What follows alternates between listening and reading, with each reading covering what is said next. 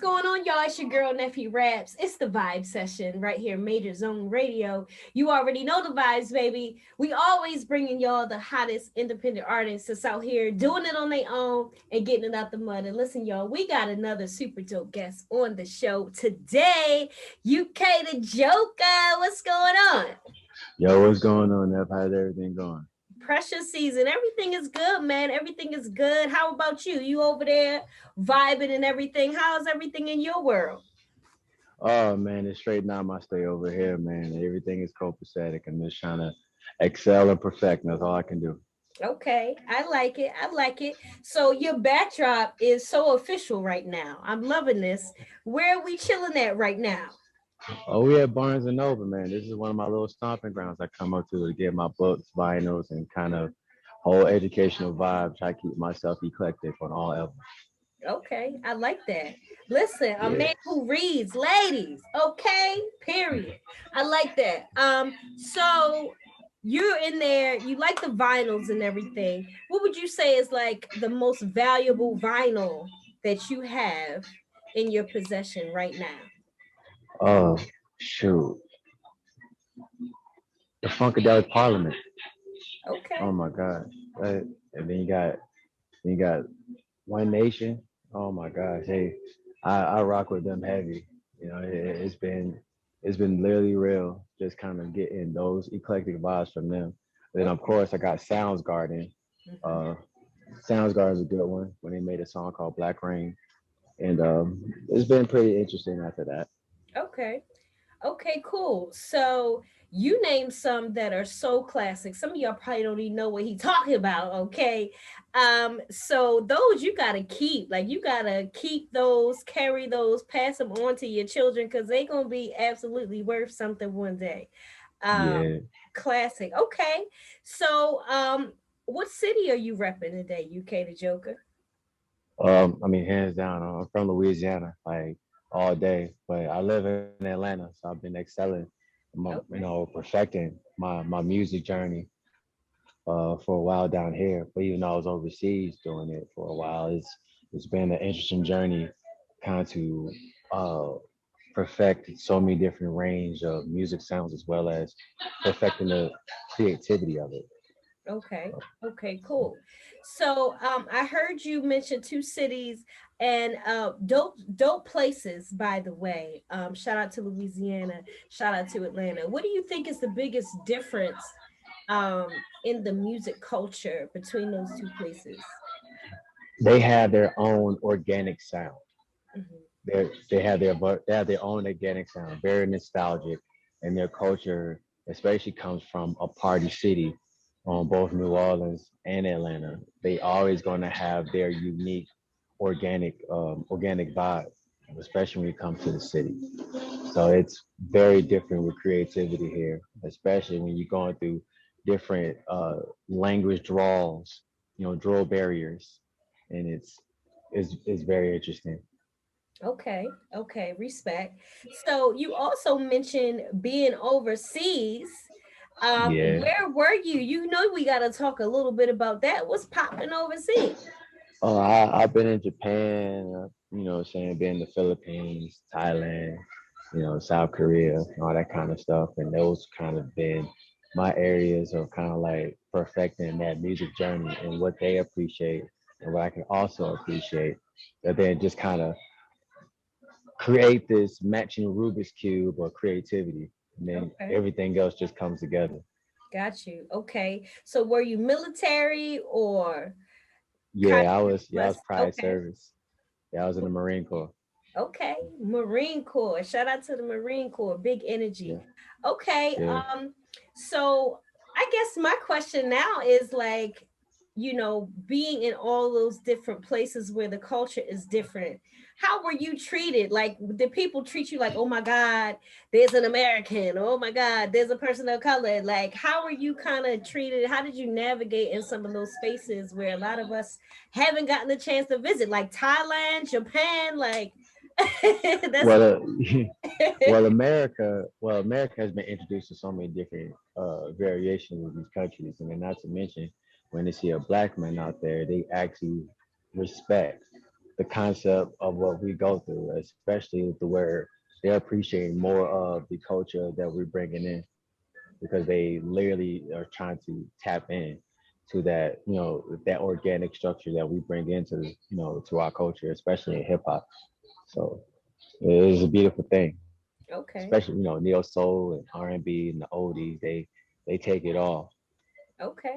I like that. I like that. They be knowing our culture as good as we know it sometimes. It's crazy. Um, Yeah. okay. So what made you decide to do music and get into that whole journey? What was that like for you? I mean, music, the transition of that going through from, doing from hip hop and then R&B, I already had an inspiration in myself to try to fulfill that, that hunger desire to kind of see myself in the light, see myself in the limelight. But I had to have a direction. So I started pulling towards my inspiration like Most Def. I pulled some of my inspiration like Earth, Wind, and Fire, um, Marvin Gaye, Teddy Pendergrass, Harvey and the Blue Notes, Harold Melvin and the Blue Notes, and then shouts out to Jay Electronica and Cole for kind of like keeping me, one up above the concept of, making my lyrics universal. And that's where I thought that, if I can do that, then I can make everything else transition that way. Okay, let me find out what you know about some Harold Melvin and the Blue Notes. What is really going on? I like that. I like that. See, we know a little bit. It counts. It's important though, I think, to be an artist and to kind of reach back to the greats because really some of our favorite records in hip hop have been sampled with old sounds and stuff like that. And people don't even realize that. So shout out to Mhm. the greats, man. Yeah. You definitely mentioned some legends in there. So okay, so if we popping in a UK the Joker record, what's that vibe giving you? How would you describe your sound? It is authentic. It is puzzling, and it's also fresh. Mhm. Um, it has its it has its origination. It has its organic vibe feel to it, but also it's putting you into a mood of just like cruise control. Mhm. Pretty much let your mind do everything else, and your body could just stay still. Okay. You know, they'll have a reverse get out moment. Like you won't be Okay. in a sunken place, you'll be in an uplifting place, but your body is just standing still, and your mind is just doing everything else. Okay. Vibes. Okay, definitely. So I wanted to ask you this. Like I asked somebody this the other day. We kind of got to a back and forth about it. Um, a lot of people like to throw around this greatest rapper concept, right?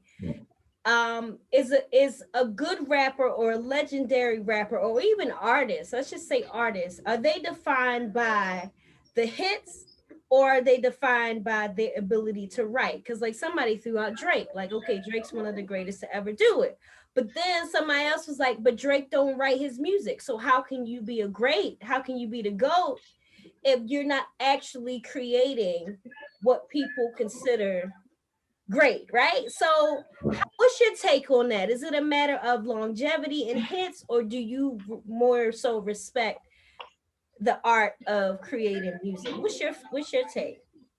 It's the longevity of inspiration. Okay. That's what makes the greatest person ever.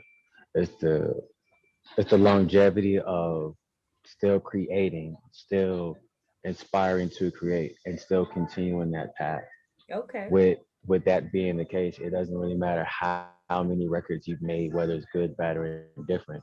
The fact of the matter is the way it turns over to the fans to Mhm. make it that as prolific and then still be, you know, relevant to current events. That Mhm. would make it, a very idealistic, vibration around both levels of understanding. You know Okay. what I'm saying? Okay. Respect. Respect. So, the social media world and everybody is talking today about the death of Dante Wright. I believe he was the latest victim of police brutality. Have you seen that story? Yeah, I've seen it. I even saw the video. It was, How do you feel about it, man? Like, you feel like it's gonna get any better? Like, what do you think is going on out here? well, we always gotta we always have to adjust. As Black people, we learn how to adapt and to adjust. Now we're uncomfortable adjusting to things that we know is not right. So with that being said, we have to change our vibe inside and out. So the streets is going to talk, and the streets is going to say what they feel.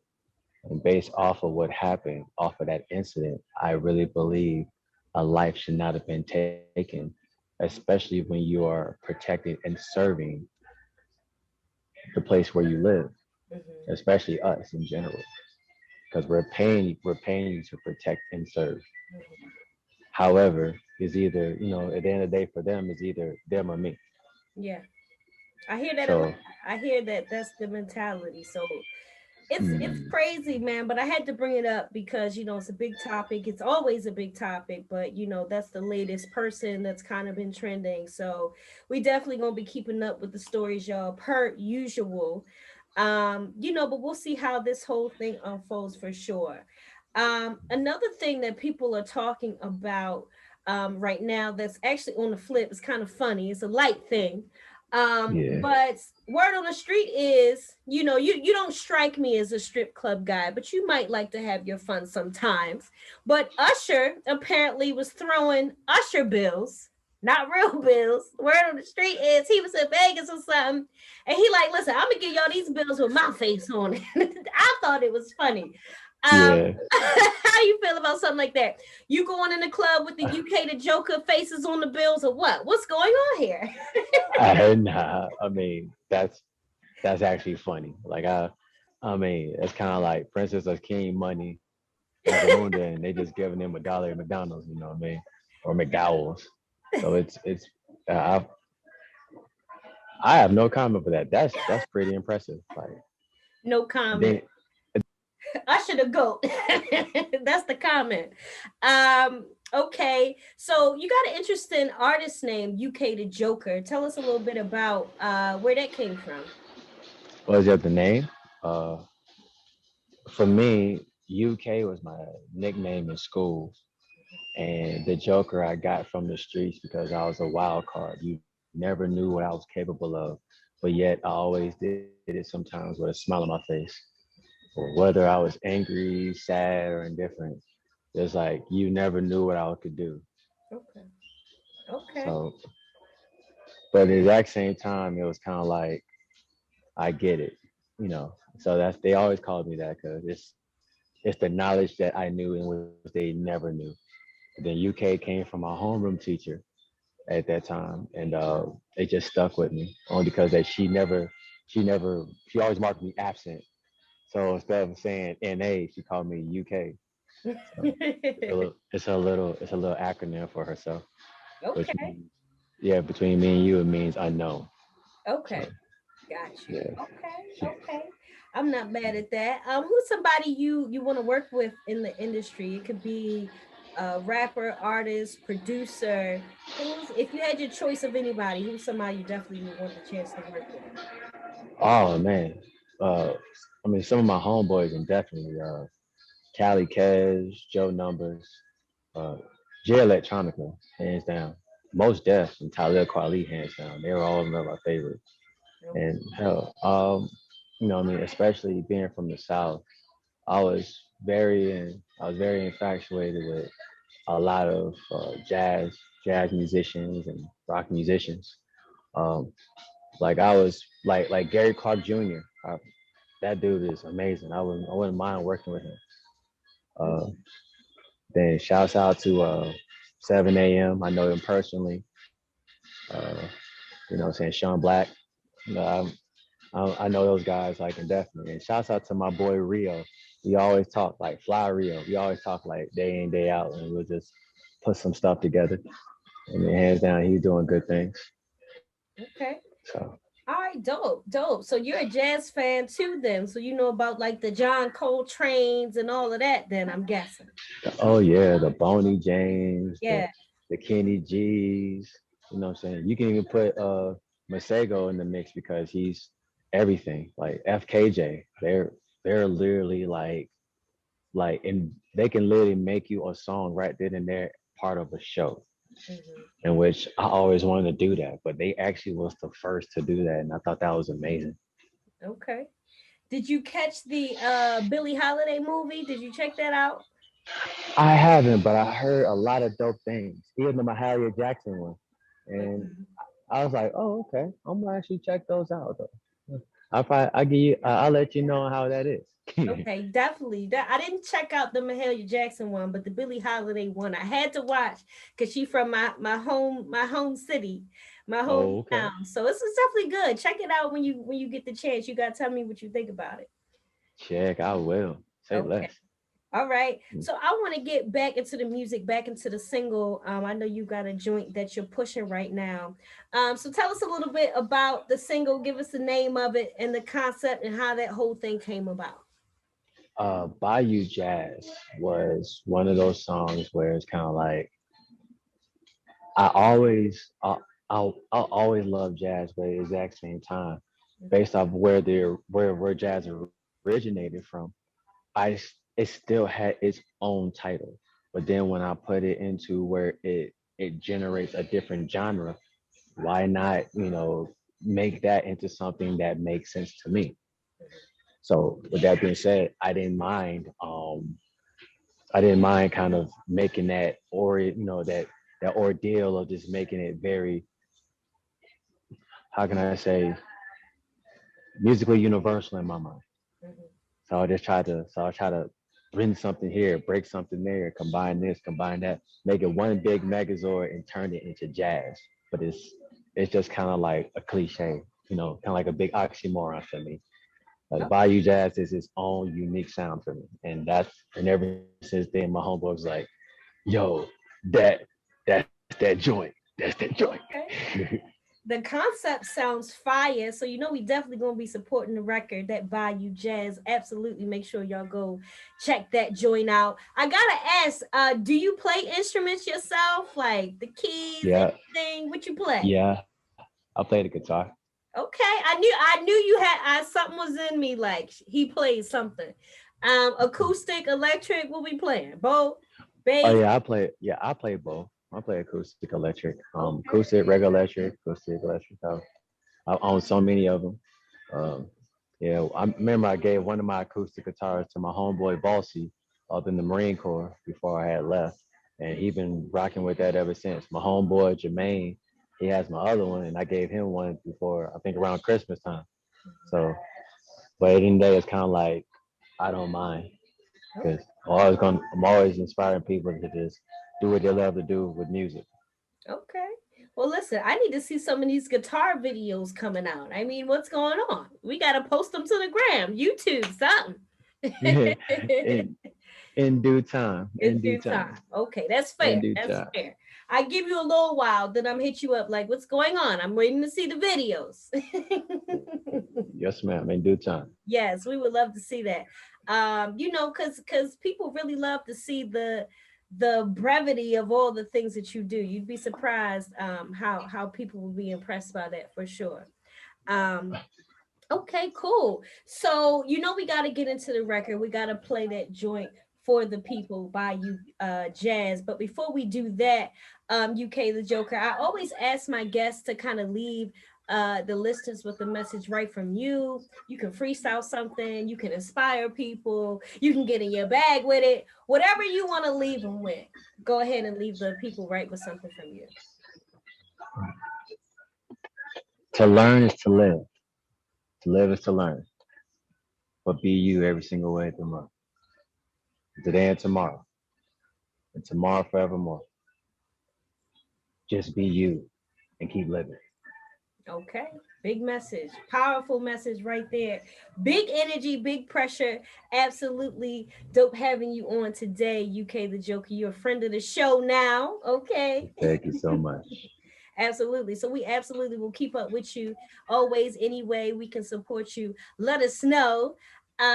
So before we get out of here, UK, please let the people know where they can find you on social media, YouTube, all of that. Drop your handles for us real quick.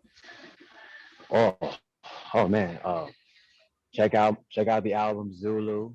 It's on all platforms. UK the Joker Zulu. Check out Graffiti Music.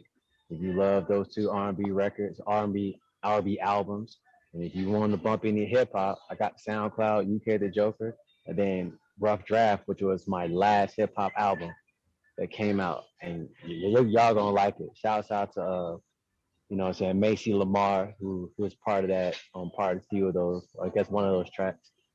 Circus Party too. Yeah, yeah, y'all love it. It's been a journey, and I just want everybody to continue doing what you love and love as much as you can off of it, because with inconsistency, there's always going to be change, in which you are always going to learn how to grow as long as you keep the structure of routine.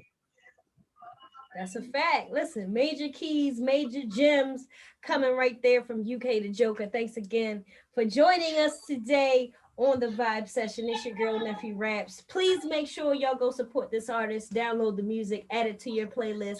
Tell a friend to tell a friend, because that's how we doing it right here on the Vibe Session, Major Zone Radio. We got to get out of here, y'all. But until next time, we out. Peace. Yeah, shouts out, salute.